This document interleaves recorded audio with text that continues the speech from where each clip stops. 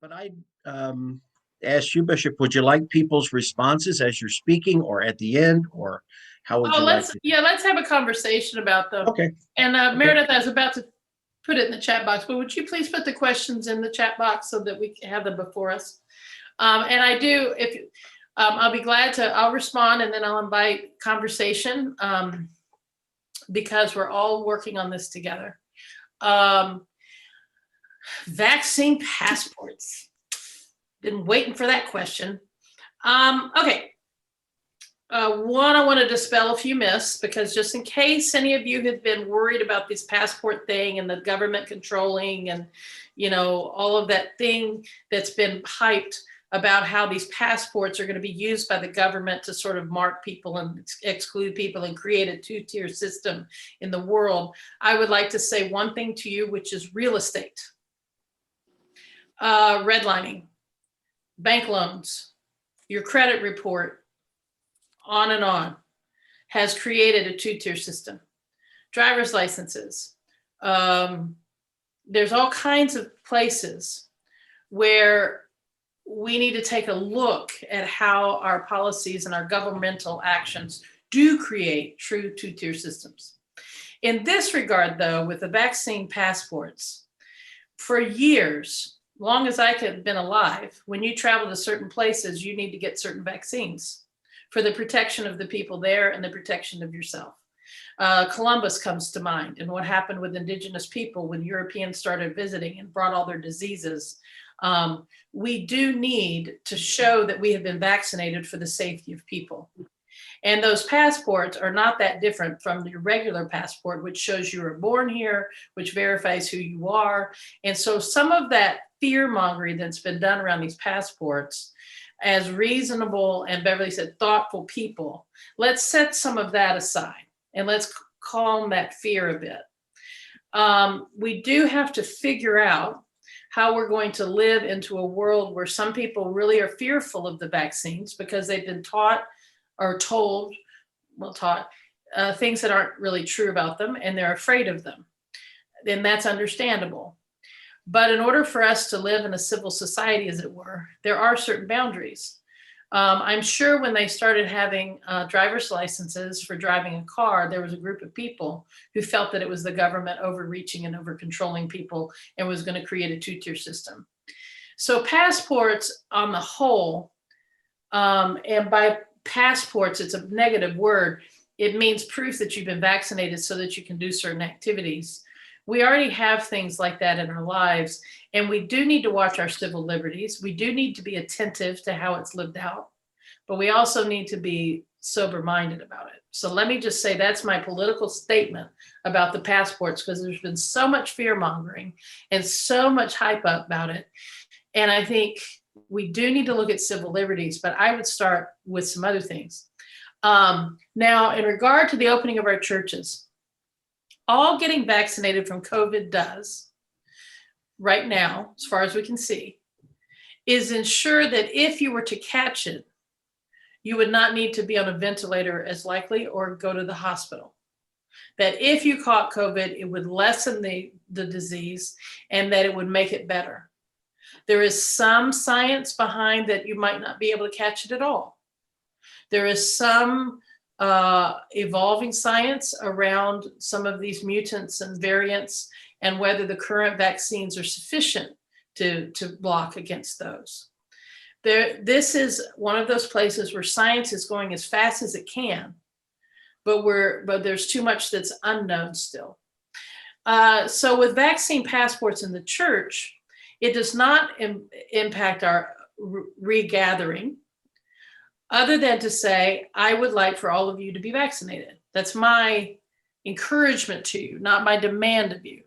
If you are choosing not to be vaccinated and you want to come to church, that is fine, but you will need to wear masks, stay 6 feet away. You won't be able to sing in the choir. You won't be able to do some other things because that involves being ready to do it. Now, I'm going to skip down just a little and blend in. There was about inclusivity. Inclusive is one of those words that gets co-opted into meaning a bunch of stuff that it really doesn't totally mean.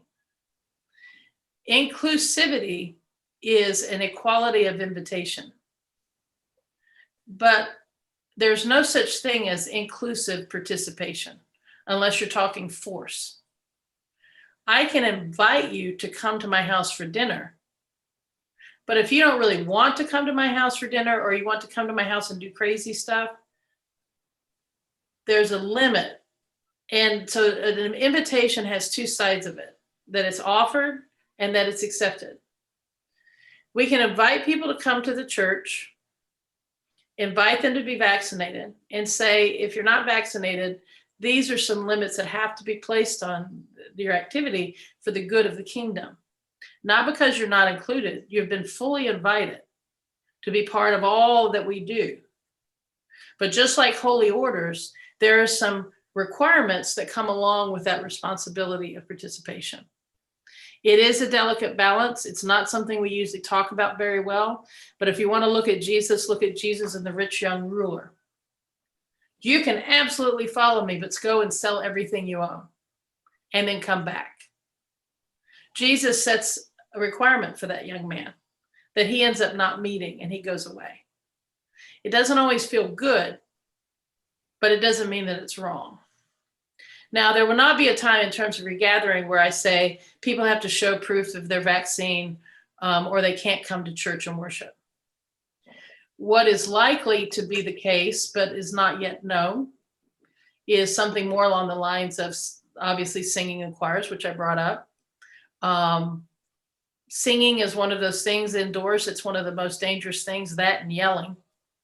Masks that cannot completely control the spray that comes from that. So there is a caution about it. But no, the vaccines are not a requirement. People are not going to be excluded from participation in worship because they don't have a proof of vaccine. I said a lot there.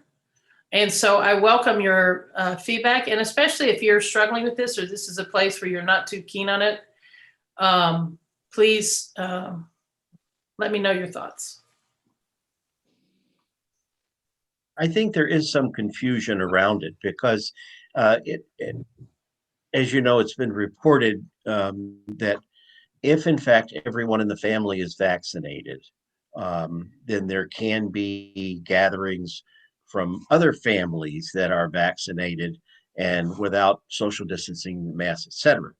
And I've heard people that have then connected that into the church and said, well, if everybody's vaccinated, why should we have to wear masks and distance, et cetera, et cetera? And, you know, and my answer, of course, has been because we don't know where those folks have been.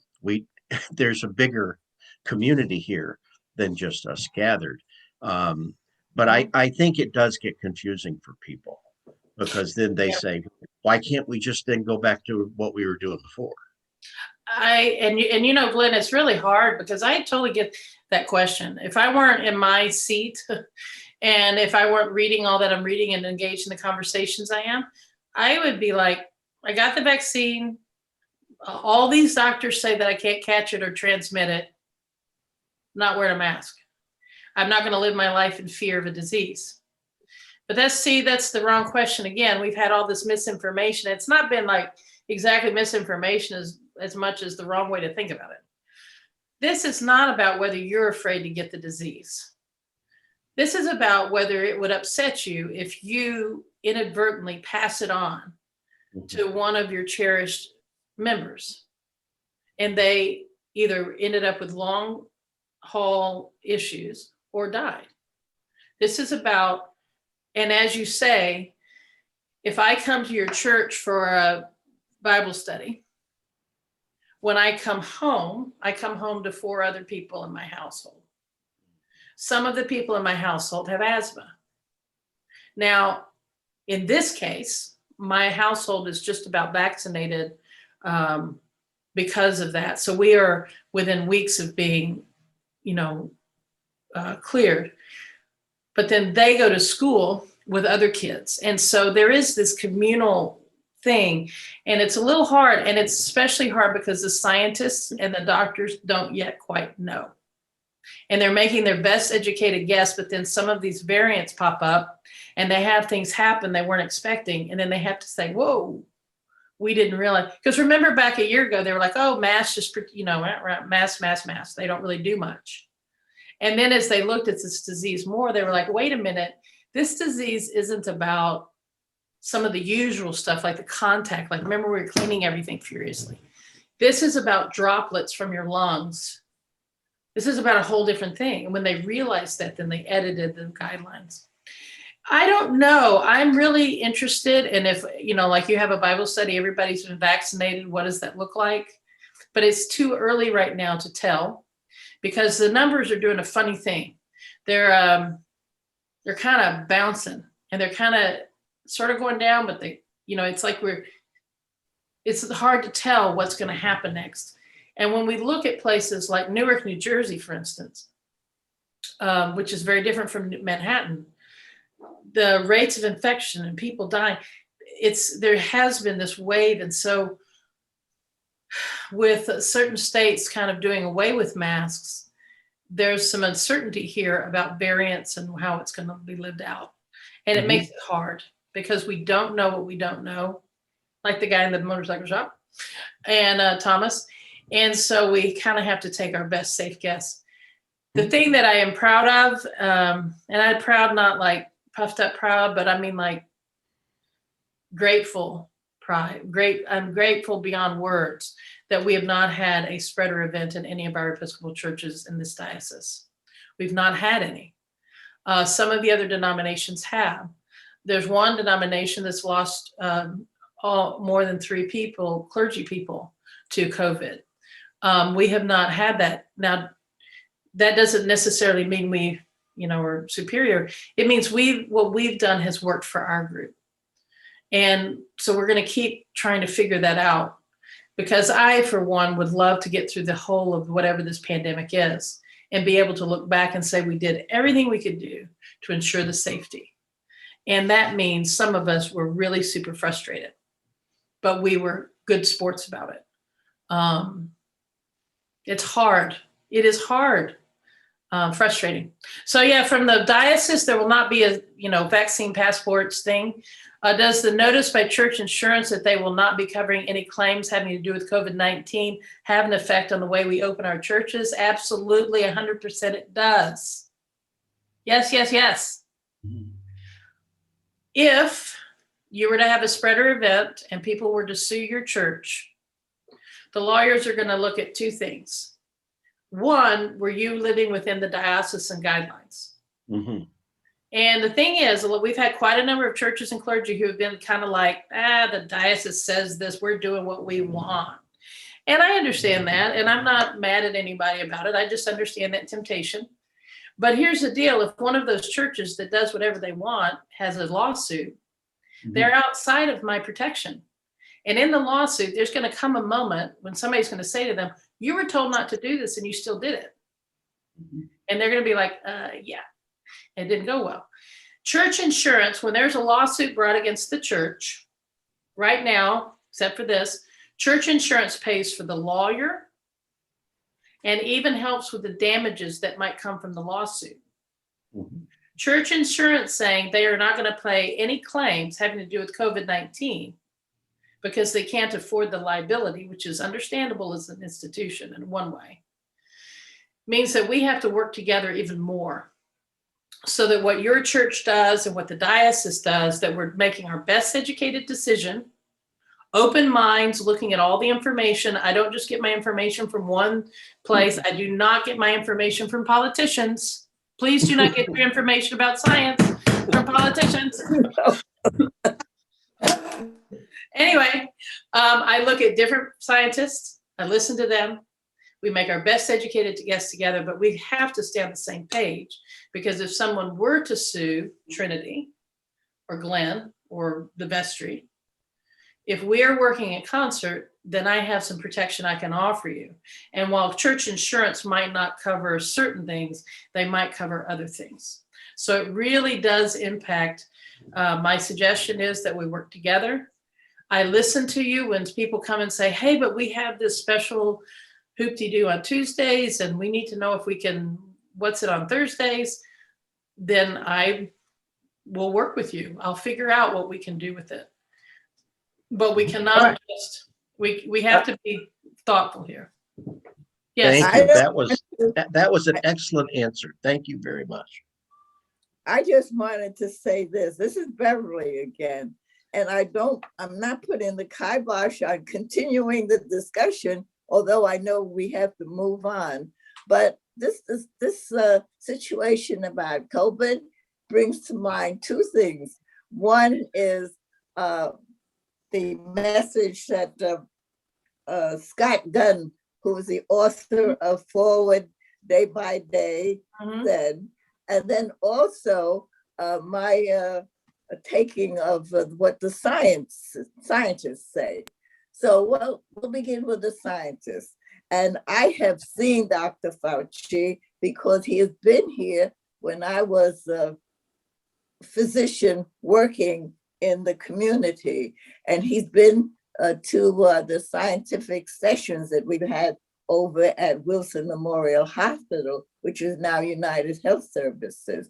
And he impressed me with his knowledge, with his wanting to hear what we had to say and what to do.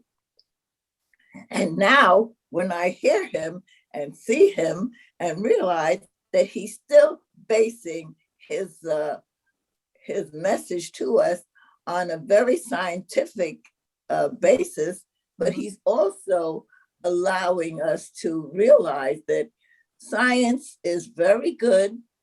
Science should lead the way, but we also have to be willing to follow. We have to be willing to change if we see we need to change.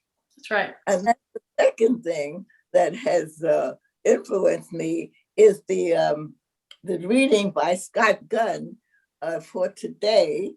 No, from tomorrow.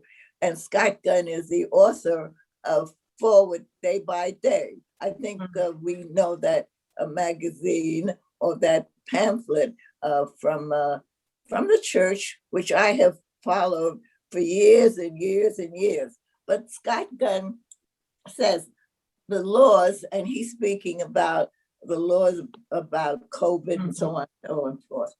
He said, laws are not outmoded structures that keep us modern people from living joyful lives. Far from it. The laws of God understood. Come in. They're bringing my luncheon for me. Thank you so much. Oh, all right. If there are any problems, as far as I can remember, that looks good. Muchas gracias. You're welcome. All right. He says, far from it. The laws of God understood for Christians through the lens of Jesus' teachings are gifts. So they are gifts. They allow us to use our brain. They allow us to use our empathy. They allow us to use many, many gifts. And if we look at the COVID situation that we are facing now and realize that, yes, we are given gifts through the scientists, and we are given gifts through our religion, our belief in God, and so on and so forth. We've got COVID understood, and if not totally, but we've got COVID under control from ourselves and by ourselves. And we do have to use our intellect. We also have to use our will. And with that, I'm gonna keep quiet. Thank you, Beverly. And enjoy your lunch. That's great. Thank you. I can wait, and I can eat it through the coffee hour or the whatever follows this specific thing. So if you hear clunk clunk and you know my silverware is in action, forgive me. Okay. That is just fine. Well, and I have appreciated very much that Dr. Fauci, who I have gotten to be in a forum with him once, and my brother is the CEO of a hospital, and I appreciate his honesty. Like he'll say, we don't know that yet, or you can't say that yet, or we're trying to figure this out. And so I like it when people tell me what they do and don't know. Moving on, Glenn, is there any other comment? Because I want to make sure I get through all your questions. No, I think there's one other question that was in there, I think, Bishop. Okay, and well, I see two. One is, can you give us an example of how we can emulate how to show God's love in our daily life?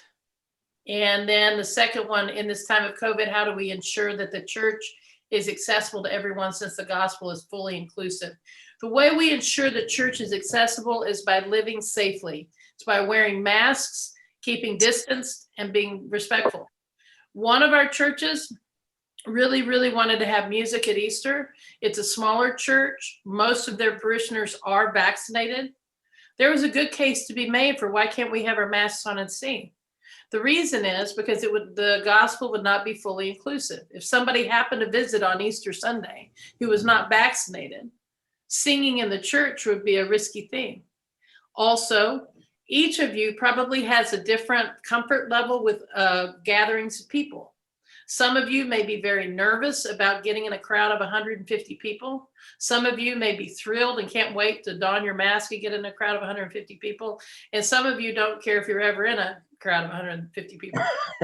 It's gonna, each of us, some of you are like, concerts aren't bad on TV.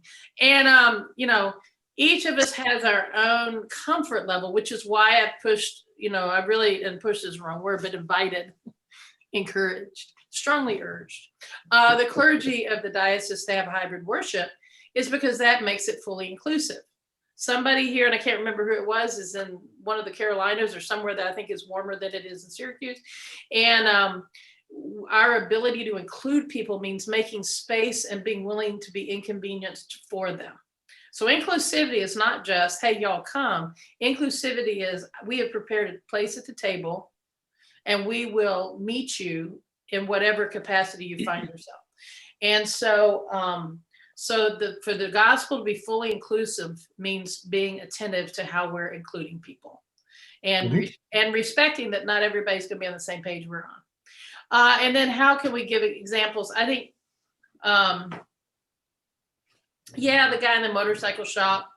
I think another way, a thing that I would encourage you to do when you're faced with somebody who's believed the wrong thing, because right now there's a lot of lies that just keep being told over and over and over as if they're true when they are not accurate, is instead of saying, well, that's a lie, or you're wrong, or, how stupid can you be to, those are not loving responses. But what does help is to say, well, tell me more about what does this scare you? What is it that you're hoping? What is to ask questions, to get to know a person's motivation. And instead of trying to disprove something, to be curious, and Beverly said it earlier, to be curious about, well, I wonder why that is. Well, tell me more about what you're thinking on this. Well, tell me more about that. Would you be willing to hear how I understand this? Because it's different than what you understand. I wonder where you get your news, and to say it in an invitational way, not in that sort of other way of, well, I wonder where you get your news, because, if you can end the sentence with "you're so stupid," don't say that sentence.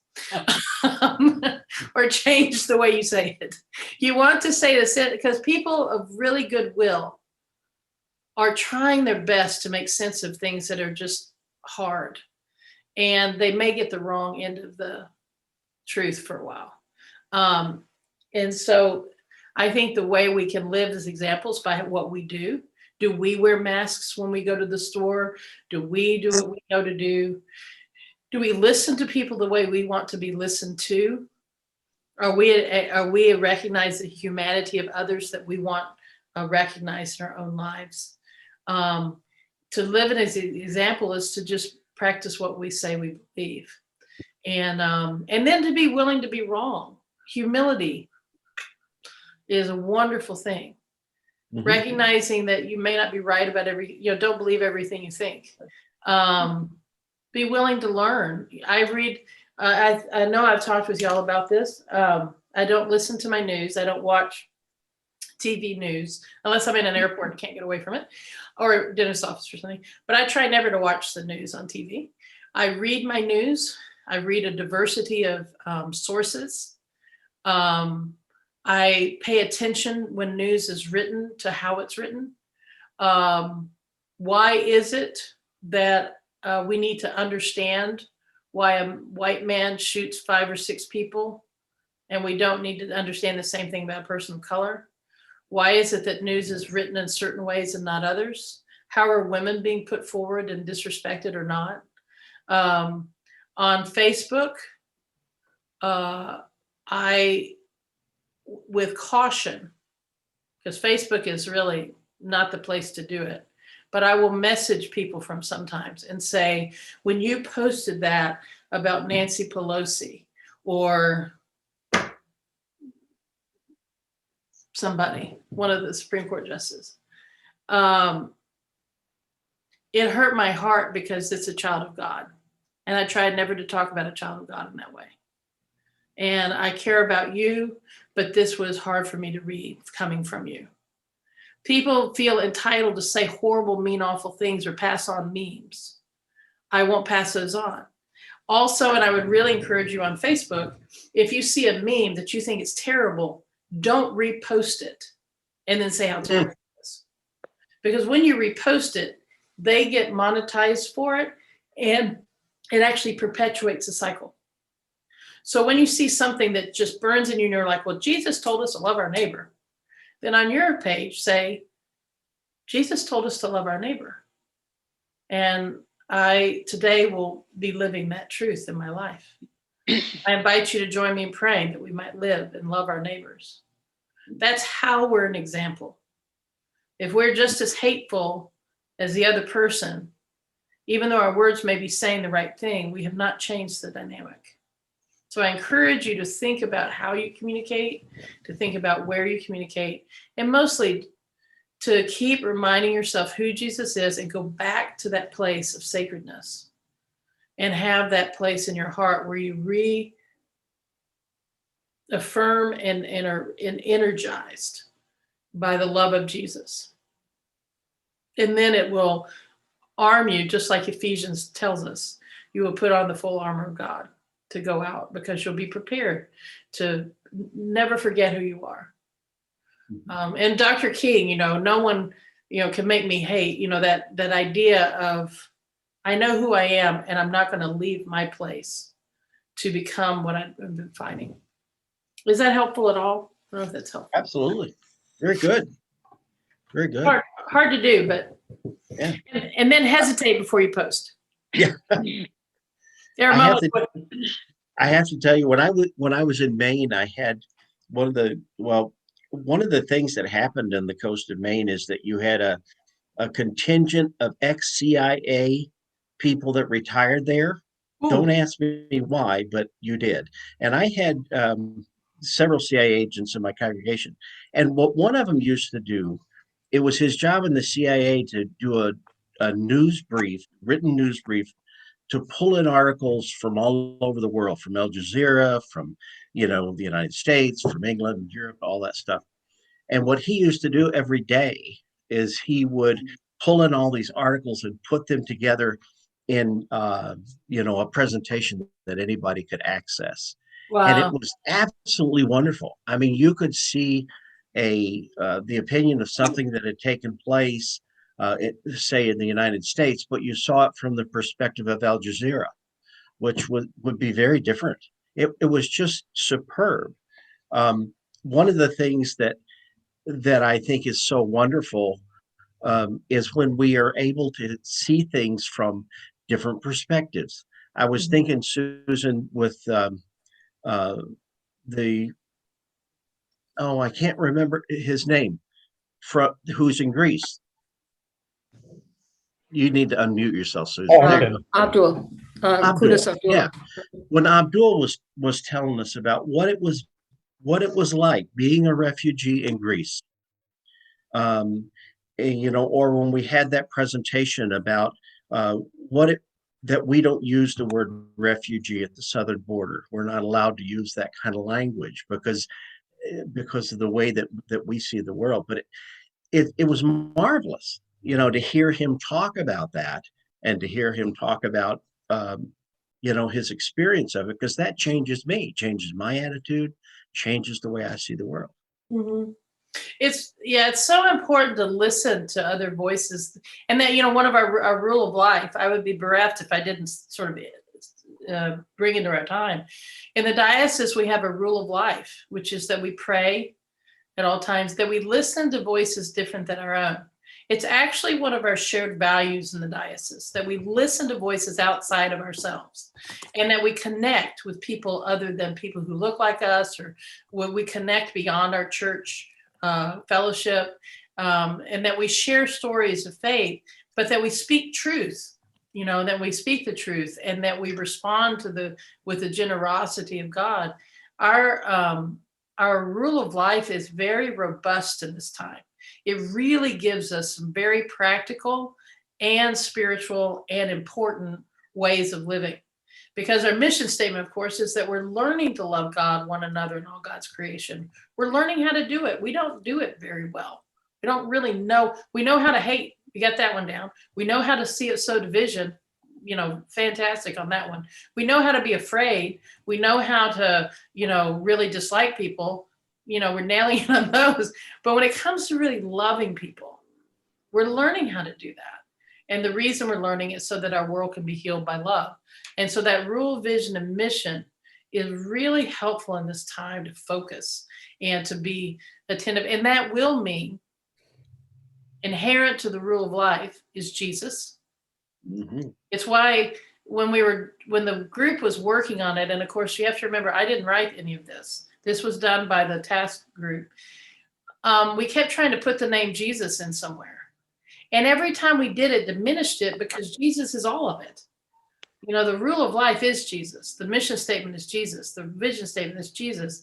And, and so it's really important that we're aware of how we are. So I encourage you to look at those again, to print them out and put them before you and think, have I prayed today? Am I listening? Am I connecting? Am I speaking truth? Am I sharing where I've seen God? Speak Faith is a really important offering in the diocese right now. I encourage you to take part. If you're not sure how to talk about God to other people, how do I bring up God? Then Speak Faith is a wonderful place to practice and learn to how to do that. The Learning Communities Initiatives is meeting. It met yesterday. Anyone can come now and have conversations about how do we be church in this time, and learn from each other, engage with each other, and grow together. It's a great place to connect beyond one parish with others and to learn together. So I encourage you to make use of those resources and to really engage with your faith, because what will make you feel better and less afraid is when you feel empowered.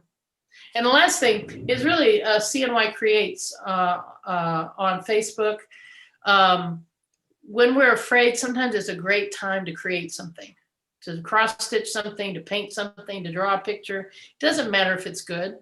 Go bake, go cook for a neighbor who's sick. There's something really beautiful about co-creating with God, where we do sacred work like Benedictine spirituality that reconnects us with that we're not powerless. Even though this world is doing all kinds of crazy stuff right now, we're not powerless. We have the power of God in our midst, which is beyond all, goes beyond death and all of this time, it encompasses it all. So we can do those things. It's a joy to be with you. I hope that this conversation has helped you in some ways. I know it's hard. There are times when I'm very tempted to say, oh, let them sing. And then I read more about the data and I think, oh, see, that would be my job for you. My pastoral responsibility to you is that we're working to make sure that you're safe in the churches and that you have everything you need to worship and know God. And I take very seriously making sure that the churches are as safe as I can make them. I don't have as much power as I'd like in some ways, but to make sure that we're holding each other accountable, and then that we're empowering each other. And in the diocese, there's a lot of resources to help empower you. And the last thing, Glenn, and I know you're involved with this, but is the anti-racism team. Come get involved, have a book study. The Sacred Ground is a program in the National Church for white people whose race is white. Let's not forget that white is a race. So for white people of white race, Sacred Ground is a wonderful resource to gather groups together and talk about things that we didn't know. A lot of people don't know they don't know stuff. And so to learn together, there's also a companion piece for people of color that is for opportunities to really deal with the fears and the feelings and the realities that as people of white race we aren't aware are true every day. And so I encourage you to consider as a parish, how might you be empowering these things and doing some of these things, because that will give you great energy and is so necessary in this time when there's so much we don't understand that we don't understand. Mm-hmm. Bishop, thank you so much for being with us today. We really, really do appreciate it. I think we've enjoyed it very, very much. Does anybody have any other questions for the bishop before? I don't have a question. I just have one or two commentaries. And I hope that you will come again and you will get us all stirred up and ready to express our innermost thoughts with modification, with realizing that everybody is not going to agree with us, but the ability to accept that. So I want to thank you for that.